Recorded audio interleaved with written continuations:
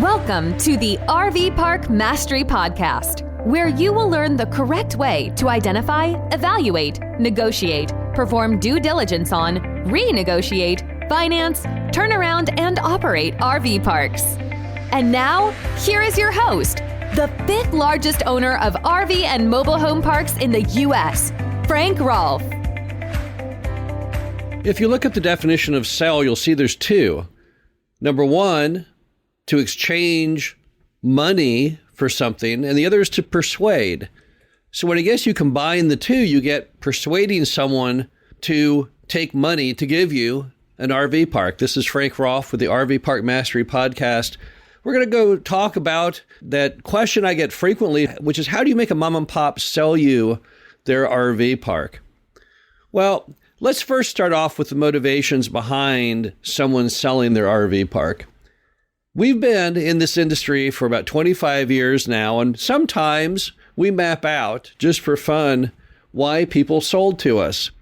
And when you take and you map all that out, what we found is most people sell for one of four reasons. Number one, health emergency. They go to the doctor and they find out there's something wrong with them. Maybe it's curable, maybe it's not, and they decide, you know what, I need to focus on my health. I need to not focus on running this RV park any longer. Another is divorce. We live in a country where roughly half of everyone gets divorced. So as a result, when people get divorced, they typically split up their assets. And as part of that division of assets, often, mom and pop have to sell off the RV park. Third one is wanting to retire. They just don't want to run an RV park anymore. They want to go off and have no responsibilities, maybe not see anyone ever again, live out on a lake, live out on a beach somewhere. And then finally, death. That's the ultimate reason you have to sell, is if you're no longer around to make the decision to sell or to not. But all of the things I just mentioned, none of those are really the RV park buyer's input that causes that. It's external factors that the RV park buyer has nothing to do with. So the first thing about making RV park owners sell is that you have to realize the ball is really fully in their court. You have to find somebody who, for whatever reason it is, want to move on. They want to go ahead and transfer that asset over to the next buyer because of things that are going on in their life, not in the buyer's life. So all of us who buy RV parks, we're a little bit stymied by the fact we don't have complete control over the process. There are, in fact, no magical words that can make the RV park seller want to sell. So if that's the case, then what can we do? What can we do to try and push people over the edge to make them want to sell their RV park? Well, the first thing is an external factor that you and I have no control over, but yet does permeate everything anymore, and that's just negativity about America. So when people read nothing but bad stories on the direction America is heading, it depresses many moms and pops, and they say, you know what, I don't really want to own this RV park anymore in a country that I just don't fully am engaged in or appreciate. Or maybe they see news channel stories about perhaps changes of capital gains, taxes, or other issues, and they just say, you know what, I think I better sell this RV park before things get much worse. So that's one manner in which RV parks often get pushed forward by the mom and pop to sell, is just current events in the news. But there's actually two bigger driving forces that you do have something to do with as the buyer. And that's what I wanted to chat about. Well, the first one is enthusiasm. So what is enthusiasm? Enthusiasm is when you aggressively and display to the world and the RV park seller that you're really excited about buying their RV park. Now, why would enthusiasm get you anywhere? Well, because when the RV park owner hears that you are enthusiastic about buying their property, it makes it fun. It makes it exciting. Enthusiasm is really contagious. When you are so happy and so excited about something, it's infectious. It makes the RV park seller also get kind of excited. So as much as you're excited about buying it, well, they're possibly going to get as excited about selling it. It's also a huge compliment. When you really, really want to buy something from someone, what you're basically saying is, I like this thing so much. I like your creation so much that I want to part with lots and lots of dollars, my hard-earned dollars, because I want a piece of that creation that you made. So it's very, very complimentary. And again, to many moms and pops, it's good news to them. They didn't waste all that time and money on nothing. They, in fact, found someone who appreciates what they did and wants to pay them for it. But there's another thing beyond enthusiasm, which you can do to help the process, and that is the strange nebulous term known as bonding. Now, bonding is a very, very powerful tool. In fact, bonding is probably the most powerful tool there is in RV park purchasing. Now, why is it such a powerful tool? What makes bonding so very powerful is simply the fact that the seller likes you and they want to help you.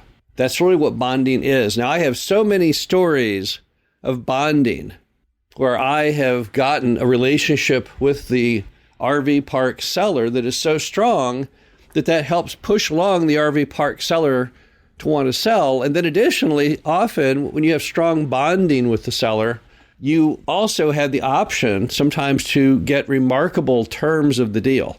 So not only a great price, but often they'll carry the paper, sometimes at very low down payment or below market interest rate. So how do you get bonding then?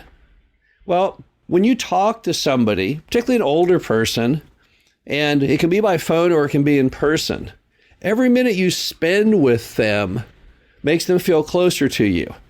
It's just human nature. We all bond with people constantly in our life, just maybe not on the scale of an older mom and pop seller and the buyer, but we're all guilty of it because when we like people, we want to help them. Have you ever had a kid come to your door trying to sell some Christmas paper for a school project as a fundraiser?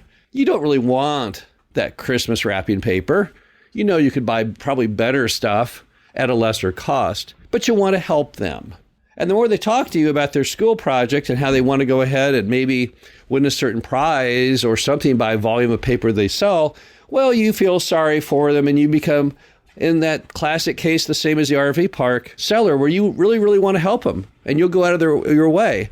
And it's not all about the money. And that's one big part about bonding is the fact that it's not all about the money. If you take two buyers who both go to the same RV park seller, and one is a huge company that offers much more than you do, and you're just someone starting out looking to buy that RV park. If the seller likes you, they will go with you even if your price is lower. And the terms of the sale, as far as them carrying the paper, whatever the case may be, aren't as attractive. When you get older, you don't want to assume that life is all about the money. That makes life kind of depressing. You want to feel there's some kind of higher purpose, higher force. And that's what bonding is all about. When you bond with that mom and pop RV park seller, you're allowing them to establish the premise that it wasn't in the end just about the dollars, that there was a bigger reason to it all. In this case, the reason is helping somebody else out, someone who really appreciates what they built and wants to take it to the next level. Now, bonding, if you lay it out on paper, is something that any buyer can achieve. It has nothing to do with your finances. It has nothing to do with your experience. It has nothing to do with your credit score. It simply has to do with people liking you. And if you want people to like you, here are some tips. Number one, be likable. Be a nice person. Be yourself. Don't put on airs. Don't try and play aloof.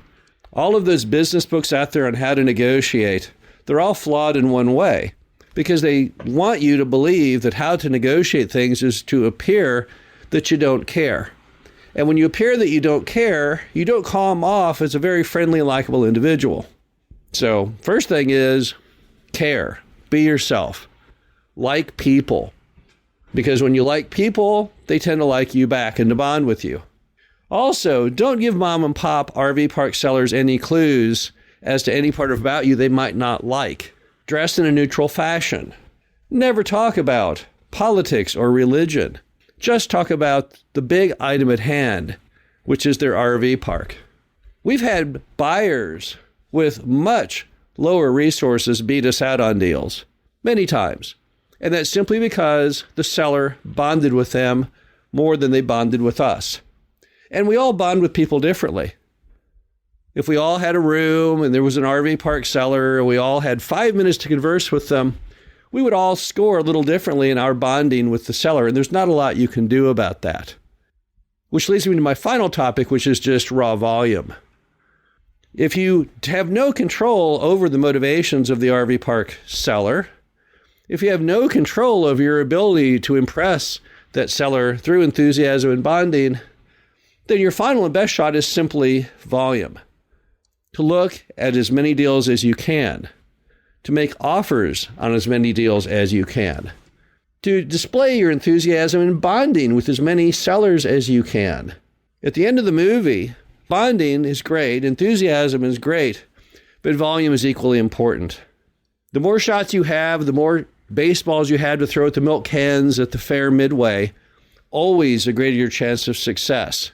And when you combine enthusiasm and bonding with lots and lots of volume, you typically can have really magical results.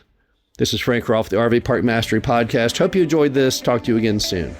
Thank you for listening to the RV Park Mastery Podcast. Be sure to visit us at www.rvparkmastery.com, where you can learn the correct way to identify, evaluate, negotiate, perform due diligence on, renegotiate, finance, turn around, and operate in RV parks.